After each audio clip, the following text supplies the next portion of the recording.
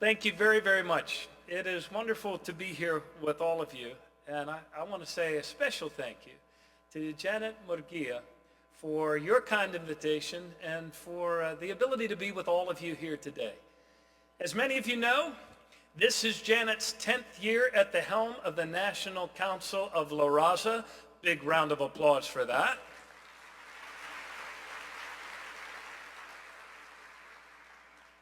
And that means 10 years of exceptional leadership in the battle for Hispanic civil rights and for a sane and humane vision for immigration that will uplift our entire nation. As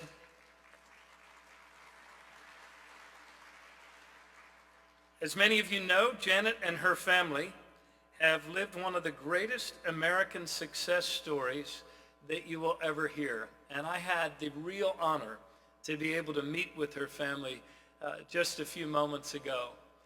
Janet's grandparents moved to the United States to escape the Mexican Revolution. And neither her mom nor her dad made it past the 7th grade in school.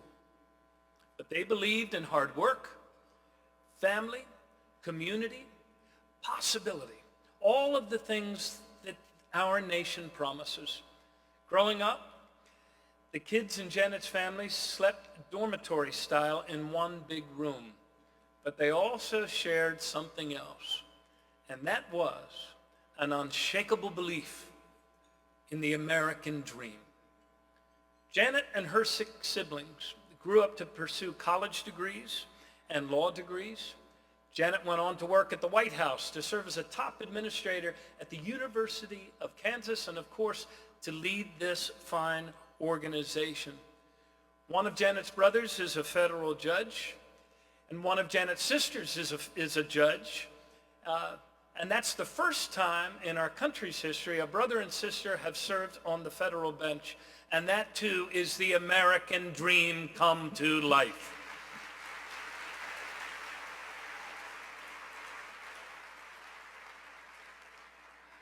And now Janet helps lead the fight to make that dream available and true to every Hispanic American family, in fact, to every American family. Now, of course, Janet had big shoes to fill after the 30 extraordinary years of Raul Izaguirre. He spent making this organization a national force in pursuit of Hispanic equality and opportunity.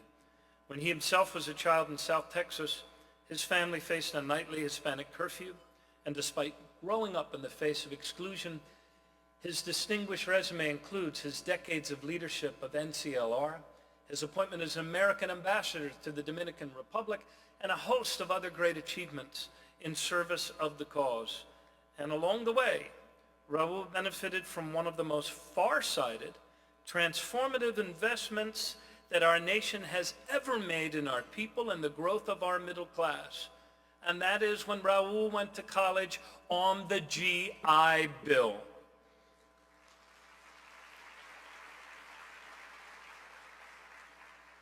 Millions of lives have now been touched by Raul's life's work, in part because his own country had the good sense to invest in him. Now, I know the power of that investment personally. My dad, Tom O'Malley, went to college on the GI Bill as well. And I think it's fair to say that he went to college only because of the GI Bill. His dream was set in motion when my great-grandparents came to this country from Ireland. My great-grandfather, whose name also happened to be Martin O'Malley, had no money. His first language was not English, but the hopes and dreams that he had for his children and his grandchildren were purely American. He started from zero, just like so many new Americans from all over the world come here and start from zero. The new Americans that he worked beside risked all of their lives in the mines of Southwest Arizona to feed their families and to give their children a better future. And new Americans today often have that same experience, the same drive, the same spirit, the same love of family that builds up our country, one person and one family at a time. It is its spirit that has always made us the land of opportunity. For many years, I have very intentionally and repeatedly used in my own public service the term New Americans.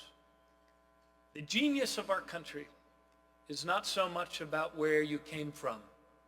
It's about where you're going and where we're all going together.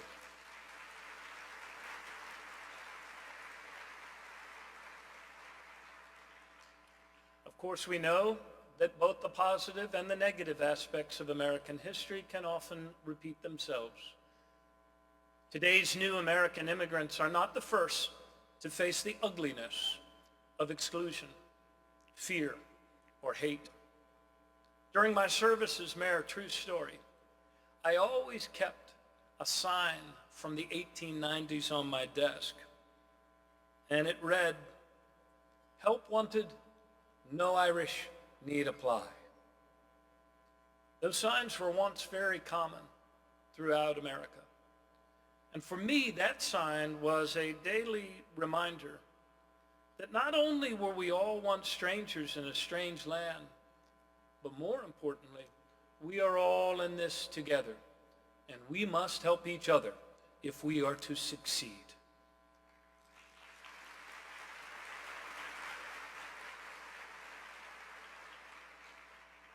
And I suppose this truth is why I have always seen in the eyes of my new American neighbors, the eyes of the great-grandparents that I never met. You see, the cause that we share is the cause of human dignity. The work that we share is the strengthening of our common good as one American people. It is the dream made real by the Maguria family, the dream made real by the Aguirre family. It is the dream made real by my family. It is the dream made real by your family and by every family in America who loves their children and loves our country.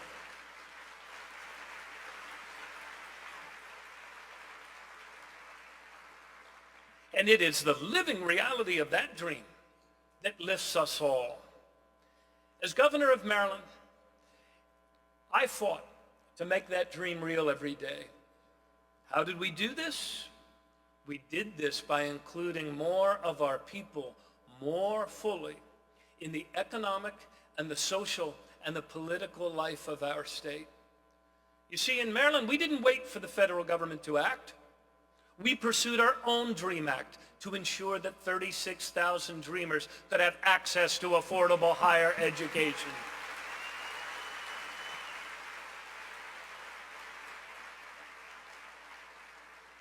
And after I signed the DREAM Act into law, as Janet indicated, our brothers and sisters in the Republican Party decided to petition it to referendum.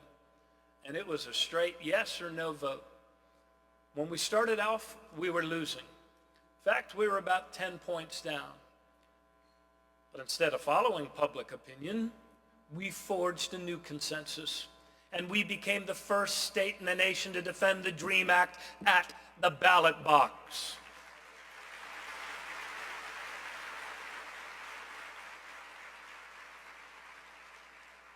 After that conversation that we had around the referendum, get this, we actually won with 59% of the vote. We are a good and a compassionate and a generous people. This was not simply a victory for the Dreamers' future, though it was, but it was also a victory for Maryland's future, for the better future that all of us want for our children. In Maryland, we also expanded access to driver's licenses because people need to be able to get to work safely and obey the rules of the road.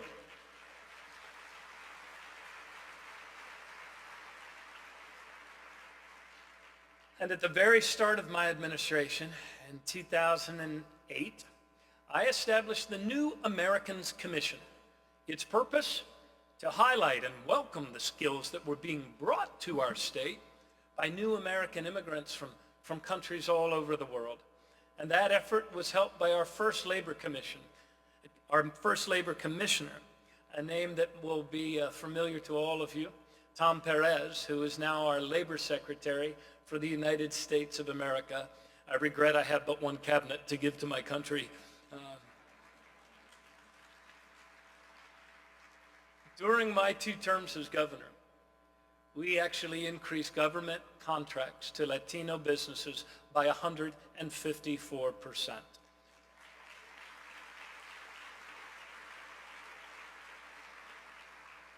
We became the first state in the nation to pass a living wage, and we expanded the earned income tax credit not once but twice. We raised the minimum wage to $10.10 an hour so that by 2016, hundreds of thousands of Marylanders will have gotten a raise. We froze college tuition for 4 years in a row, and we did a better job than any state at keeping down the cost of college tuition, which helped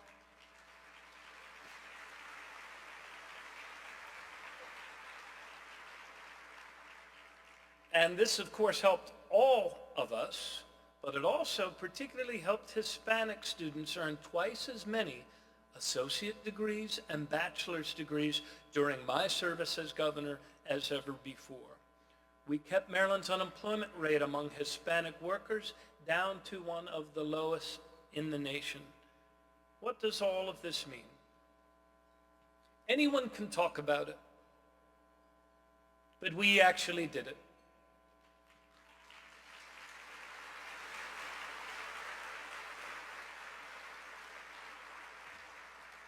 Las palabras no son hechos.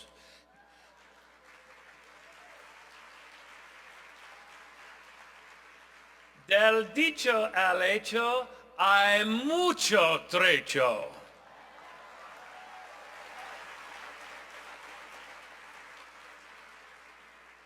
We created real opportunity in Maryland for all of our people. We did it by investing in our people. We did it by including more of our people more fully in the economic and the social and the political life of our state. And together, through these actions, we made the dream real for more and more families. Tomorrow, I will lay out a detailed immigration policy for the sake of our nation. And today, I want to talk with you about the core principles that guide my thinking. First, we are, and we have always been, a nation of immigrants. E pluribus unum, out of many, one strong nation.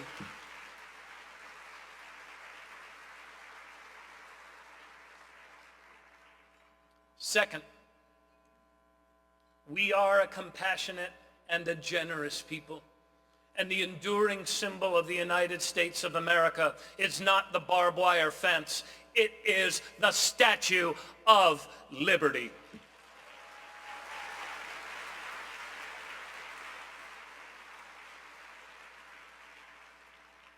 And number 3, it is in the best interest of every citizen of the United States for us to reform an immigration system that is callous, irrational, inhuman, unjust, and sells our nation short.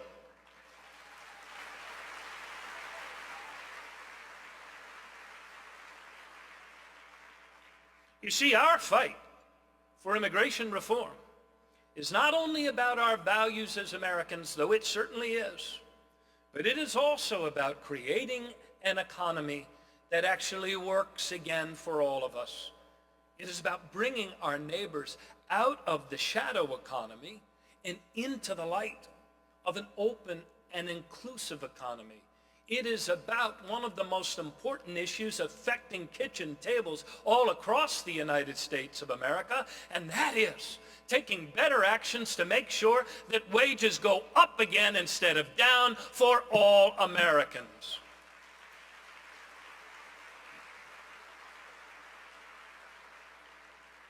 And we must begin by providing immediate relief to the millions of new Americans whose hopes have been dashed time and time again by a Congress that has failed to do its job.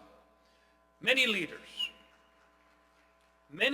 within the Republican Party, sadly today, vilify, scapegoat, and seek every opportunity they can find to speak ill of new Americans and have fought tooth and nail against immigration reform. I know that all of us here today share my disgust with the comments Donald Trump recently made.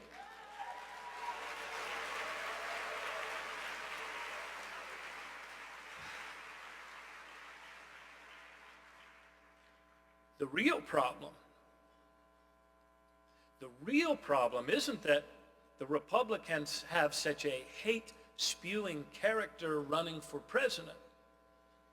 The problem is that it's so hard to tell him apart from many of the other candidates they have in their field.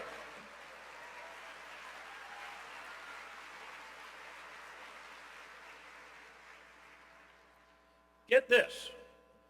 The Los Angeles Times read a headline the other day, and it read, and I quote, "Republican field divided on Donald Trump's comments about Mexican immigrants." Divided? As in, not sure he's wrong? 2 days ago,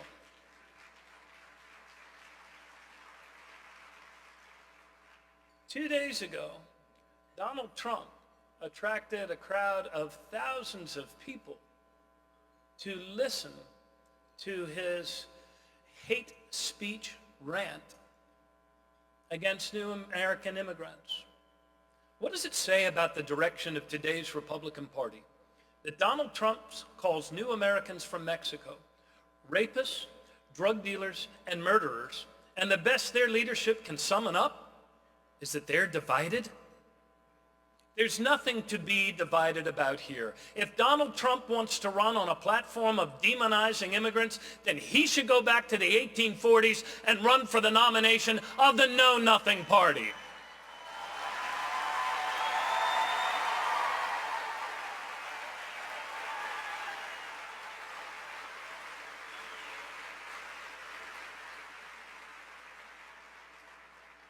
Our children deserve better. America deserves better. And let me speak with you now about leadership in our own American hemisphere, if I may. Maybe it's an Irish sensitivity, but I have a soft spot for island people who are being treated poorly. I would like to speak with you, therefore, about our fellow Americans in Puerto Rico and our neighbors on the island of Hispaniola.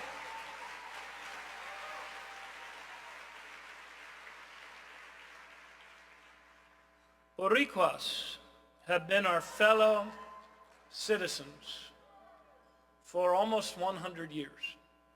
They have contributed to our economy. They have fought and died to defend our country on battlefields around the world. But today, our fellow Americans in Puerto Rico are suffering through what may be the worst economic and fiscal crisis in the island's history. We must not let their economy collapse.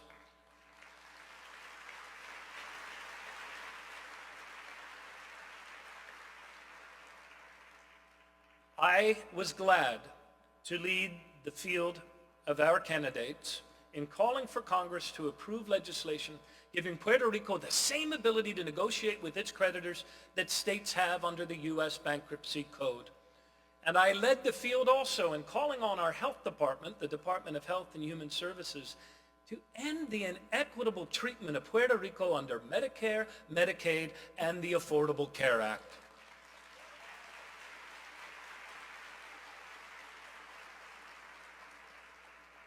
We must all demand action.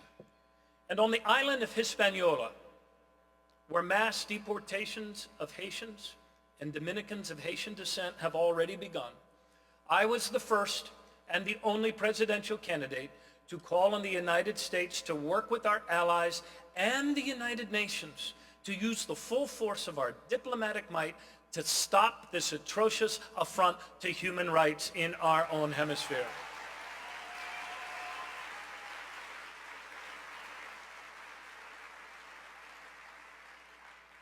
We would not tolerate the expulsion of citizens without due process based on their skin color or ethnic background, and we should not remain silent when such an injustice is being perpetrated here in our own hemisphere. Speaking up is the right thing to do, and we must all demand action.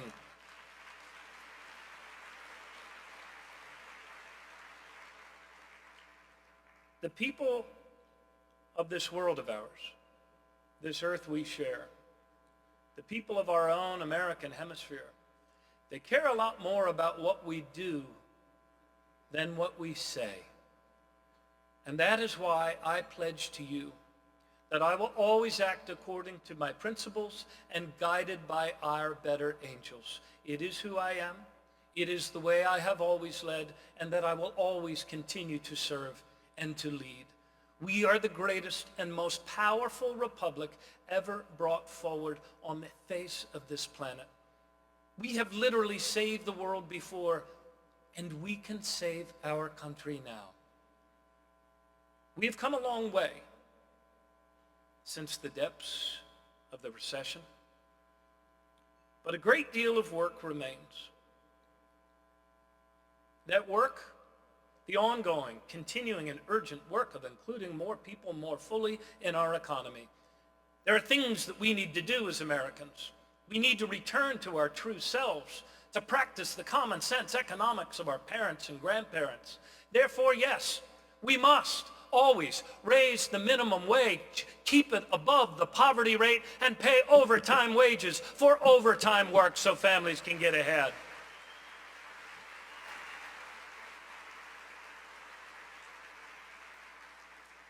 And we must respect the rights of all workers to organize and collectively bargain for better wages.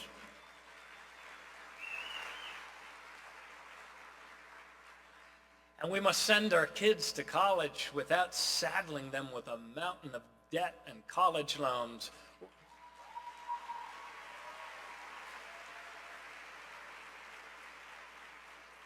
This isn't rocket science.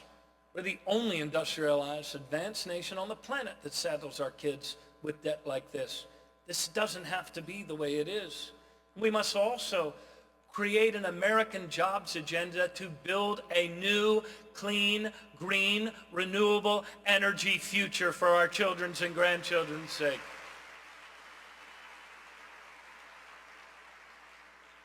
And we must rebuild American cities as places of justice and opportunity for all. And we must protect the American dream from ever again being wrecked by the elite and powerful and the reckless behavior of a select few on Wall Street.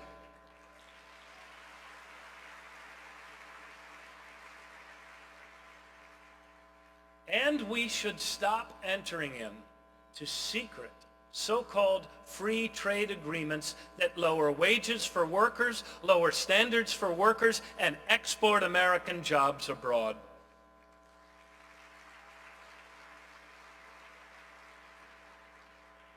There are things we must do. There are things we can only do to build a new foreign policy of engagement and collaboration, to fund and craft and carry through on a new national security strategy of threat reduction, but all of it begins and depends upon making our own economy stronger here at home, making the dream real and true again for all families. I'd like to leave you with this final American story, true story. All of you will no doubt remember the scene last year when refugee children were streaming north from Guatemala, Honduras, and El Salvador, fleeing death at the hands of murderous drug gangs. When children arrive on our doorstep, fleeing starvation and death gangs, we cannot, as Americans, turn our backs. We cannot turn them away. or worse, pen them up behind chain link and barbed wire in conditions that looked a lot more like things you would see at a local humane society than conditions you would see in a humane country. No. We must act like the generous, compassionate people that we have always been. When those scenes and those stories and that suffering was playing out, I stood up and I spoke out. And I said we should care for these children decently and with respect for the dignity in every single child.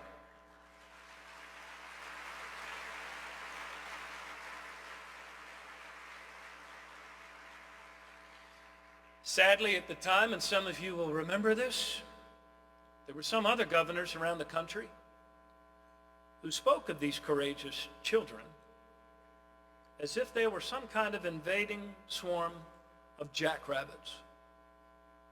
One of my advisors warned me at the time. He said, well, I'm not sure about this. I think you're going out on a limb. I wasn't going out on a limb.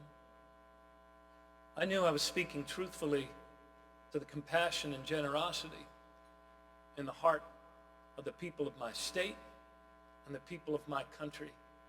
And I was not wrong. Our people rallied. We rallied faith leaders, and we accommodated through foster care more children per capita than any other state in the United States.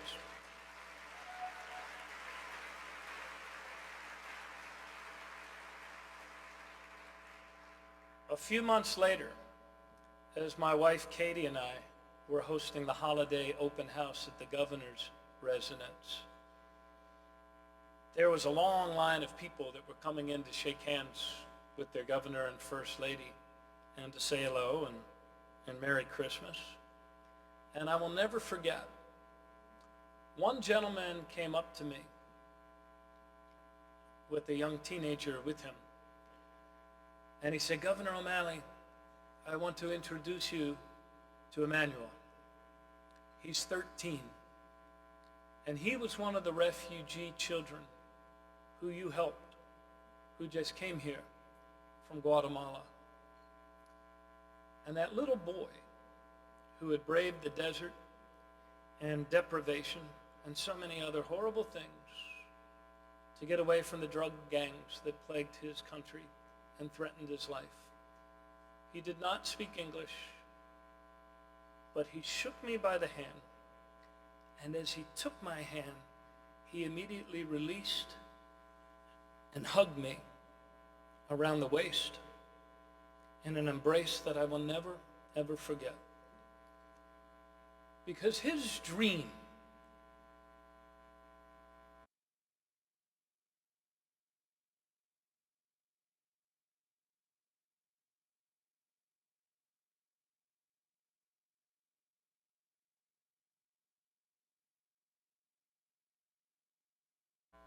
is our dream. The dream of everything that's ever been possible here in the United States of America. Do you know who believes the most passionately in the truth and the reality and the ongoing life of the American dream? It is everyone who has ever risked their life to get here. That's who believes in the American dream. I believe it. You believe it. Now together, let us fight as one to make it true for all Americans. May God bless you, and may God bless the United States of America. Thank you. Thank you. Thanks very, very much.